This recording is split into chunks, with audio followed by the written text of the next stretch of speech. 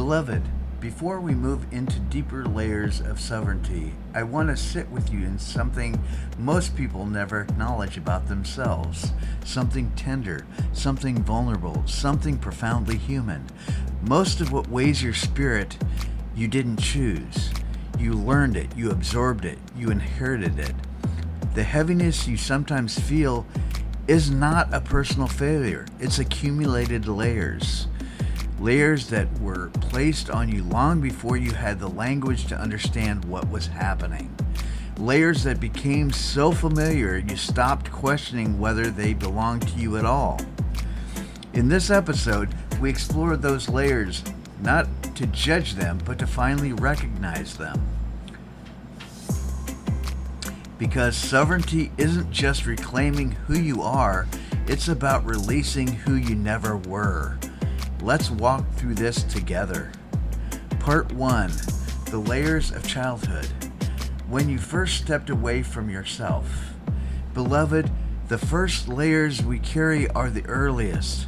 Not because anyone intended to harm us, but because children learn identity through absorption, not choice.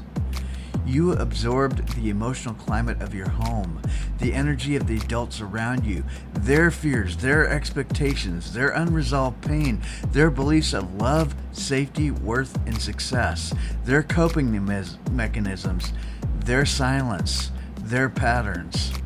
Children don't analyze, they merge. So when you felt tension in the room, you didn't know it wasn't yours. When you sensed disappointment, you didn't know it wasn't directed at you. When you observed dysfunction, you didn't know it wasn't your responsibility to fix. These early layers are often the heaviest and yet the most invisible because you learned them before you knew they weren't yours. And this is where compassion must lead the way. You weren't weak, you were young. And you did the only thing a child knows how to do. You adapted to survive. Part 2. The layers of school, society, and early identity. At some point, beloved, you began to receive the second set of layers, the ones that tell you how to be in the world. These layers often sound like, don't be too loud, don't be too quiet, be easy to manage, be successful, don't make mistakes, fit in, don't stand out, prove yourself, don't fail, don't need too much. Identity becomes a performance very early in life. A child who learns acceptance through achievement becomes an overfunctioner. A child who learns safety through invisibility becomes a people pleaser. A child who learns worth through perfection becomes self-restrictive. A child who learns love through compliance becomes self-silencing.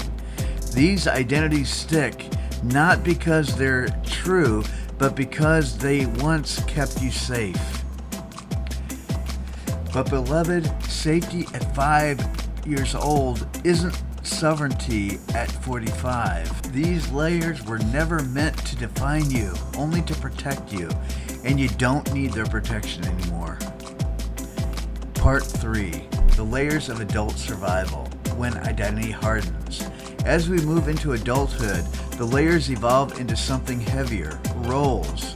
Roles that feel real because they come with responsibility, consequences, and expectations. You become the strong one, the reliable one, the caretaker, the problem solver, the peacekeeper, the high achiever, the one who has it all together, the one who never needs help, the one everyone turns to. And slowly, subtly, and quietly, the real you becomes hidden beneath the version of you that learned how to function in a world that does not always honor sensitivity, authenticity, or truth. But beloved, functioning is not the same as living, and surviving is not the same as being. Part 4. Layer fatigue, when your spirit starts whispering.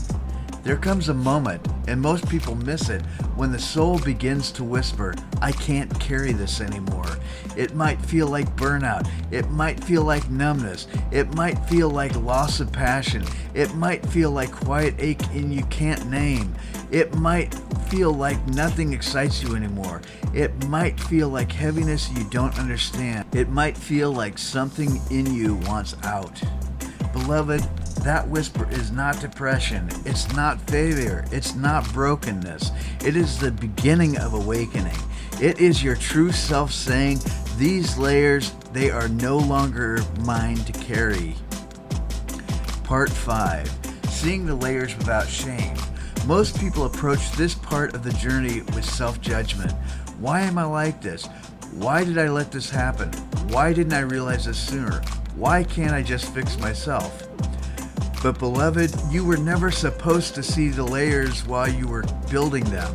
They were created in real time under real pressure with real emotions in real circumstances, and you did the best you could with what you had.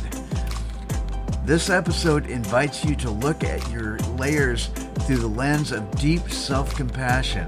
Not what's wrong with me, but what happened to me. Not why am I like this, but why do I need this? This is not self-analysis, it's self-embrace.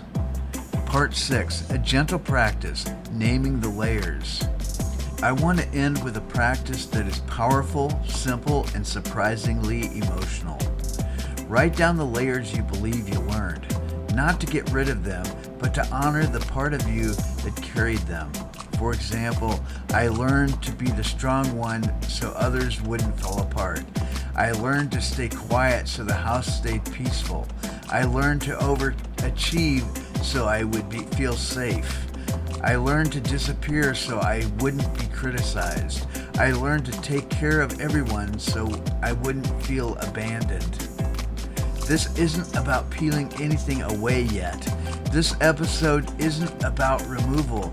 It's about recognition, about tenderness, about finally telling the truth of what your younger self survived.